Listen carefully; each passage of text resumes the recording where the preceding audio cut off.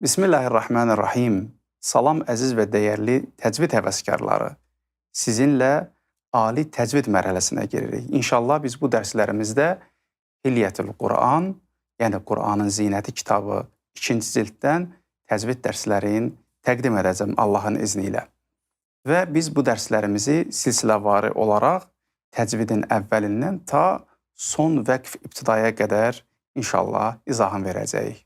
Və təcvid dərslərinə girməzdən öncə istərdim dəyərli təcvid həvəskarlarına Quran-ı Kərimin qısa tarixini danışım və bu tarixdə Quran elmləri kitabından əlbəttə götürülmüşdür və Hilyətül Quran 2-ci cildin əvvəlində də buna işarə olunmuşdur. İnşallah bu kitab ərsəyə gəldikdən sonra siz dərsləri bu kitabın vasitəsilə inşallah izləyə biləcəksiniz. Quran-ı Kərim sonuncu səmavi kitabdır. Mütəal Allah bəşəriyyəti azğınlıq zülmətdən xilas edib parlaq hidayət vadisinə yönəltmək üçün vəhy yolu ilə Quranı əziz Peyğəmbərimiz Həzrəti Muhammed İbni Abdullah salavatullah və salamuhu əleyhə nazil etmişdir. Görək Quran-ı Kərim necə nazil olub? Həzrəti Muhammed İbni Abdullah salavatullah və salamuhu əleyh Rəcəb ayının 27-sində Peyğəmbərliyə seçilmişdir.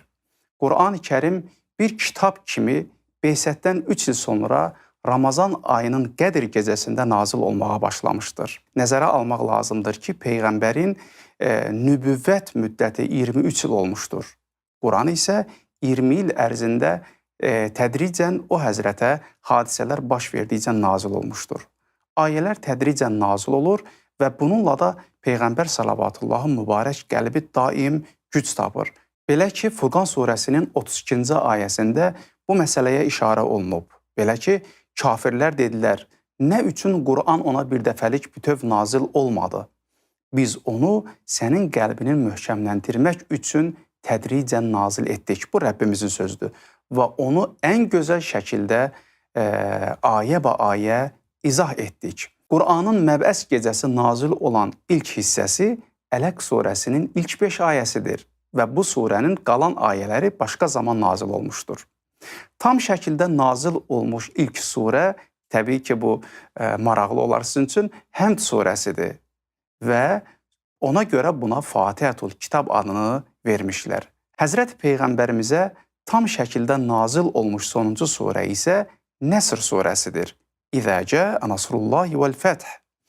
Alimlərin məşhur nəzərinə əsasən Peyğəmbərin vəfatından 11 gün, bəziləri isə 7 gün öncə nazil olmuş sonuncu ayə isə Bəqərə surəsinin 281-ci ayəsidir. وَاتَّقُوا يَوْمًا تُرْجَعُونَ فِيهِ إِلَى اللّٰهِ ثُمَّ تُوَفَّى كُلُّ نَفْسٍ مَا كَسَبَتْ وَهُمْ لَا يُظْلَمُونَ. Bəzi alimlər isə Maidə surəsinin 3-cü ayəsini deyirlər. Amma Maidə surəsinin 3-cü ayəsi təbii ki, əhkam haqqında nazil olmuş sonuncu ayədir. Ümumilikdə götürsək, Bəqərə surəsi 281-ci ayə Quran-ı Kərimin məşhur nəzərə əsasən sonuncu ayəsidir. Quran surə və ayələrə bölünmüşdür. Onların hüdudları, yəni başlanğıc və sonları şəxsən Həzrət Peyğəmbər salavatullah tərəfindən müəyyənləşdirilmişdir. Və gəlin surənin mənasına baxaq. Surə sözü Suvarul Bələd, yəni şəhərin yüksək divarları ifadəsindədir və bu mənanı surələrin içərisində ayələr toplandığı üçün şəhərin qalası mənasını bildirib. Yəni, surə deyəndə surənin içərisində ayələr nəzərdə tutulur. Bəziləri bunu sur sözündən götürmüşdür. Bir şeyin bir hissəsi və ya qalğı mənasını verir. Mütəal Allah İsra surəsinin 106-cı ayəsində surələrə işarə olaraq bu ayəni göndərmişdir. İnsanlara aramla, yavaş-yavaş oxuyasan deyə biz Quranı hissələrə ayırıb göndərdik. Biz onu tədricən, yəni tədric dedikdə 23 il nəzərdə tutulur, biz onu tədricən nazil etdik. Gəldik ayənin mənasına, biz surəni izah etdik, gəldik ayənin mənası isə ayə sözü nişanə mənasını verir. Nişanə və ya əlamət. Çünki Quranın hər bir ayəsi Allahın sözünün doğrulduğunu nişanəsidir. Həmçinin şəri hökmlərdən birini yaxud misilsiz hikməti özündə ehtiva edir. Bu, ümumilikdə ayənin mənasıdır. Qur'an-ı Kərimin ayələrinin sayına gəldikdə, surələrinin sayına gəldikdə isə Qur'an-ı Kərimin surələrinin sayı 114, ayələrinin sayı isə 6200 və Küfeyn rivayətinə əsasən 6236-dan artıq deyil. Əziz Peyğəmbərimiz katiblər vasitəsilə Qur'an-ı Kərimi daşlara, taxta parçalarına və ya dərilərə yazdırdı. Və əziz Peyğəmbərimiz Qur'an-ı Kərimi toxunmazlığın bu vasitə ilə qoruyub saxladı. İndi isə Qur'an-ı Kərimin bir yerə toplanması haqqında qısa bir məlumat verim. Peyğəmbərimizin dövrü sona çatdı. Qur'anın ayələri hissələr şəklində pərakəndə halda mövcud idi. Quran hafizlərinin bir dəstəsi də onu qəlblərində daşıyırdılar. Peyğəmbər salawatullahın dövrü başa çatdıqda Quran ayələri nizamlı idi, surələri tamamlanmışdı. Hətta onların adları belə müəyyənləşdirilmişdi. Lakin bu surə və ayələrin bir yerə toplanması sonralar baş verdi. Belə ki, əziz Peyğəmbərimizin vəsiyyəti əsasında Əli ibn Əbi Talib əleyhissalam Qur'an-ı Kərimi 6 ay müddətində topladı və onu təqdim etdi. Amma təəssüflər olsun, bu cəm olma təbii ki, həmin dövrün hakimiyyəti tərəfindən qəbul olunmadı. Və daha sonralar birinci xəlifənin dövründə Übeyy ibn Kəb, Zeyd ibn Sabit, Abdullah ibn Məsud tərəfindən də Qur'an-ı Kərim cəm oldu. Amma bunların da cəmləri təbii ki, qəbul olunmadı. Belə ki, çoxlarının əlində müshəflər fərqli şəkildə, yəni pərakəndə şəkildə olduğu üçün bunların topladığı Qur'an-ı Kərim bir sözlə cəmiyyətdə öz effektin vermədi. Yəni, savad baxımından da katiblərin fərqli olması bu müshəflər arasında ixtilafa gətirib çıxartdı. O üzdən ən nəhayətdə zaman çatır 3-cü xəlifənin dövrünə və sahabələr arasında belə bir ittifaqa gəlirlər ki, Qur'an-ı Kərimi cəm etsinlər. Yəni, Mədinədə olan bütün müshəfləri bir yerə toplasınlar və ümumilikdə bir dənə müshəf yazsınlar və onu həmin müshəfdən tirajlasınlar. Belə ki, 9 nüsxə yazıldı və İslam ölkələrinə paylanıldı və bir müshəf, ana müshəf olaraq Mədinədə qaldı. O cümlədən Məkkə, Şam, Bəsrə, bu yerlərə, Yəmən, bu yerlərə bu müshəflər göndərildi və çox maraqlıdır ki, Həzrəti Əli ibn Əbi Talib əleyhissalamın dövründə, xilafət dövründə bu müshəflərin daha artırılmasına təşviq olundu və bu müshəflərdə heç bir formada Həzrəti Əli ibn Əbi Talib tərəfindən icazə verilmədi ki, onun xəttatlığı dəyişsin və yaxud da hansısa bir əl aparılsın bunun yazısına. Yəni, bu müshəf, hal-hazırda olan müshəf həmin dövrdə yazılan müshəfdir ki, biz oxucuların əlindədir. Qur'an-ı Kərimə nöqtə və digər işarələrin qoyulması haqqında kiçik bir izah vermək istəyirəm. Qeyd etmək lazımdır ki, ayələr bir yerə toplandığı zaman hələ hərəkələr və nöqtə kimi heç bir işarələr mövcud deyildi. Elə bu zaman illər boyu Qur'an-ı Kərimin qiraətlərində ixtilaflara səbəb olurdu. İlk dəfə Əbul Əsvəd Əd-Duəli ki, vəfatı hicrətin 69-cu ilinə təsadüf edir, bu cür problemlərin qarşısına alma məqsədi ilə Qur'anın sözlərində hərəkələnmə işarəsinə başladı. Əlbəttə, bu mərhələdə hərəkələrin hərflərin üstündə, altında və önündə yalnız nöqtə qoymaqla həyata keçirtdi. Lakin oxşar hərfləri hələ də müəyyənləşdirən nöqtələr yox idi. Nəhayət, bu iş Əbul Əsvəd Əd-Duəlinin Yəhya ibn Yəmur və Nəsr ibn Asim adlı iki şagirdinin səyləri ilə həll olundu. Hicri tarix ilə 3-cü əsrdə Qur'anın yazılma metodları mükəmməllik baxımından nəzərə çarpacaq dərəcədə idi. Yəni, artıq şin hərfi nöqtəsiz yazıldığı üçün sin hərfindən fərqlənmirdi. Artıq şin hərfinin üstündə 3 nöqtə olaraq qoyulmuşdu. Bugün hərflərin hərəkələrini göstərmək üçün qoyulan işarələr hamı tərəfindən qəbul olunaraq istifadə olunur və onlar hərflərdən götürülüb. Yəni hərflərin üzərində və altında olan işarələr hərflərə oxşar olaraq tənzimlənmişdir. Bu isə Xəlil İbni Əhmədin təşəbbüslərindəndir. Və çatdıq Qur'an-ı Kərimin təlimi haqqında da kiçik bir izah verim sizə.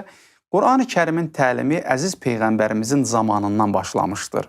Peyğəmbər salavatullah sağlığında qiraətlərin təlimi, hifzi və məşğələləri keçməklə sahabələrə Qur'an öyrədirdi. Belə ki, sahabələrin öz sözüdür ki, əziz Peyğəmbərimiz Qur'an-ı Kərimi bizə 10 ayə onun hərflərin məxrəclərini, onların vəqf ibtidasını və hətta ayələrin təfsirini belə bizə izah edirdi. Belə ki, Qur'an-ı Kərimin təlimi, hifzi əziz Peyğəmbərimizin dönəmində qoyulmuşdu və bugünə qədər də davam edir. Əziz Peyğəmbərimiz Qur'an-ı Kərimin bu qayda ilə qorumağa başladı ki, onu əzbərlətdirdi və hətta onun oxunuşunda belə təhriflər olmasın deyə əziz Peyğəmbərimiz Qur'an-ı Kərimin təcvidini də, hərflərin qaydalarını da belə oxucularına, yəni sahabələrə öyrətdi. Və bu qaydada bugünə gəlib çatan təcvid və Qur'an oxunuşu eyni ilə əziz Peyğəmbərimizin dövründə oxunan Qur'an-ı Kərimdir. Və bunu da qeyd edim ki, səhabələr arasında Əli ibn Əbi Talib, Übey ibn Kəb, Abdullah ibn Məsud kimi səhabələr ən güclü Qur'an-ı Kərimi oxuyan və təcvid qaydalarını bilən və onu hifz edən səhabələrdəndirlər. Dəyərli təcvid həvəskarları, yəni əziz Peyğəmbərimiz qiraət elmini deməli öz zamanında qoymuşdur. Belə ki, qiraət elmi Qur'ana aid olan rəvayətlərdən və onların bizə ravilər vasitəsilə nəql edildiyi yollardan ibarətdir. Bu rəvayətlər və yollar sənədlərlə, sübutlarla olduğu üçün onlara əməl etmək vacibdir. Quran qiraətlərinin təlim və tədrisi eyni ilə bu ardıcıllıqla bir nəsildən növbəti nəsilə ötürüldü. Beləliklə, İslam məmləkətlərində qarilərin sayı olduqca çoxaldı və bu da Hicr tarixi ilə 1-ci əsrin ortalarından başlayaraq qiraətlər arasında fərqin yaranmasına səbəb oldu ki, inşallah bu fərq haqqında kiçik bir xatırlatma edəcəm sizə. Həm də bu fərqlər elə həmin məşhur sahabələrin arasında başladı. Həmçinin müshəflərlə yanaşı qariləri də Mədinədən başqa məmləkətlərə göndərmək fərqlərin daha da geniş yayılmasına səbəb oldu ki, qeyd etmişdim, qarilər arasında savad baxımından fərqlər var idi. İslam diyarının Məkkə, Mədinə, Küfə, Bəsrə, Şam kimi hər bir mərkəzində İbn-i Kəsir Məkki, Nafi Mədəni, Asim, Həmzə-i Küfi və s. kimi ustadlar yetişdilər. Hər bir məmləkətin əhalisi də öz ustadlarına qoşularaq onun qiraət üslubunu mənimsədilər. Və yaxşı olar ki, dərsimizin bu hissəsində qiraətlər arasında fərqlinin yaranma amilləri, səbəbləri haqqında da kiçik bir məlumat verim sizə. Diqqət etmək lazımdır ki, Qur'anın əsl və həqiqəti bugün qiraətlərin fərqliliyi adı altında müzakirə olunandan başqa bir şeydir. Əslində, Qur'anın vahid bir mətni vardır və qarilər arasında olan fərq həmin vahid mətnə çatmaq üçün İmam Sadiq əleyhissalamın hədisinə baxaq. İnnəl Qur'anə vahidun nəzələ min ində vahidin və ləkinnəl ixtilafə yəci'u min qibəlir ruvah. Tərcüməsinə gələk, təbii ki, hədisi də demək istəyirəm, Usul-u Kafi 2-ci cild, səhifə 630. Qur'an birdən artıq deyil və tək olan Allah tərəfindən nazil olub. Qiraətdə olan və yaxud da qiraətlərdə olan fərqlilik ravilər tərəfindən yaranmışdır. Yəni, Qur'an-ı Kərim vahid bir kitabdır, nüsxə vahid bir nüsxədir, onda heç bir təhrif, ondan heç bir əskilik baş verməmişdir. Sadəcə olaraq oxunuşlar arasında təbii ki, bu oxunuşların da səbəbləri ki, bəziləri istinadən, sənədlərlə istinadən Peyğəmbərimizin dövrünə qayıdılır ki, bəzi oxunuşlar tərzini əziz Peyğəmbərimiz ravilər arasında, səhabələr arasında izin vermişdir. Bilirsiniz ki, ərəb ləhcələri arasında da, ərəblərin qəbilələri arasında ləhcə fərqləri bu günə qədər də var və həmin o ləhcə fərqləri olduğu üçün əziz Peyğəmbərimiz Qur'an-ı Kərimi onların ləhcəsinə uyğun olaraq da icazə vermişdi. Yəni, mən bunu sadəcə olaraq qısa şəkildə qeyd edirəm, amma bu məsələ çox geniş məsələlərdən biridir ki, Quran elmləri kitabında bu ətraflı izah olunmuşdur. Və qiraətlərdən danışmışkən, qiraətlərin yazılması və toplanması haqqında da istərdim qısa bir məlumat verim. Bu iş ilk dəfə İmam Səccad əleyhissalamın şagirdi Əbani ibn Təğlib tərəfindən ki, vəfatı hicrətin 141-ci ilinə təsadüf edir, başladı. Hərçənd bəziləri bu məsələdə Yəhya ibn Yəmuru xatırlayırlar ki, hicrətin 90-cı ilidir vəfatı, onun adını qeyd ediblər. Qiraətlərin növləri o qədər artdı ki, alimlərin bəziləri bu artan işin qarşısını almaq qərarına gəldilər. İlk dəfə Əbu Übeyd Qasım ibn Salam öz kitabında qiraətlərin sayını 25-ə endirmişdi. Yəni, bir kitab yazdı və qiraətlərin sayını 25-ə endirdi. Sonraki mərhələdə İbn Mücahid ki, vəfatı hicrətin 324-cü ilində təsadüf edir, belə bir kitab yazdı. Əs-səbə'atu fil-qiraat. Kitabında bu sayı 7-yə endirdi və 7 qaridən söz açdı bu kitabında ki, inşallah biz o qarilərin adlarını sizə sırayla təqdim edəcəyik ki, Quran oxuyanlar, təcvidlə məşğul olanlar və yaxud da Quran qariləri bu adları bilməlidirlər. Yəni, indi hal-hazırda 7 qari və 3 dənə də qeyri-məşhur qarilərdən bir yerdə cəmsi 10 qari edir.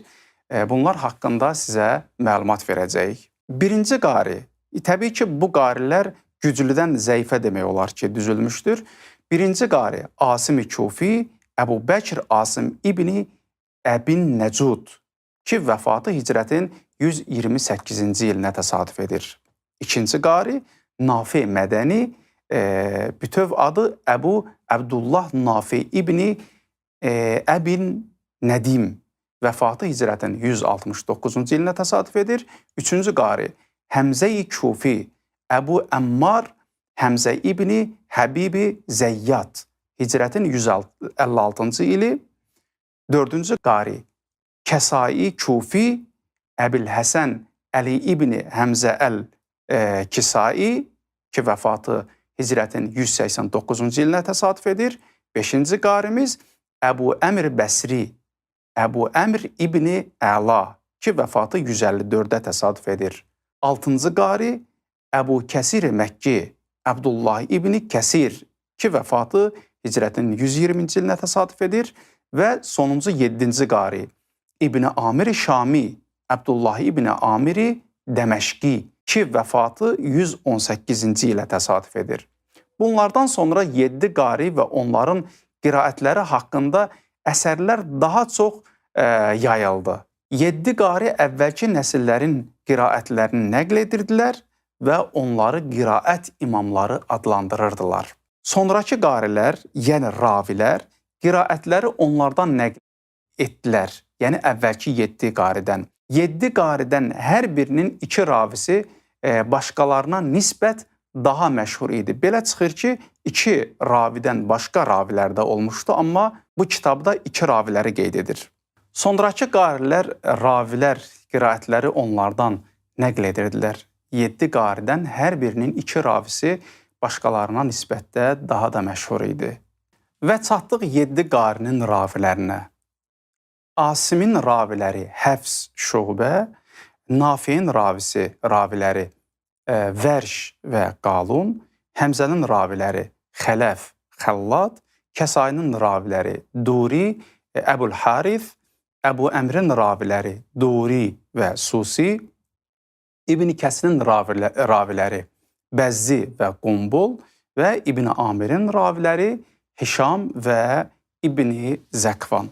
Bu 14 dənə ravi, 7 dənə qarinin raviləridir ki, bizə bunların qiraətlərini rivayət ediblər. Və bunu da qeyd edim ki, ravilər arasında, qarilər arasında İslam dünyasında ən güclü qiraət Asimin qiraəti və ravilər arasında ən güclü ravi Həfsin rivayətidir.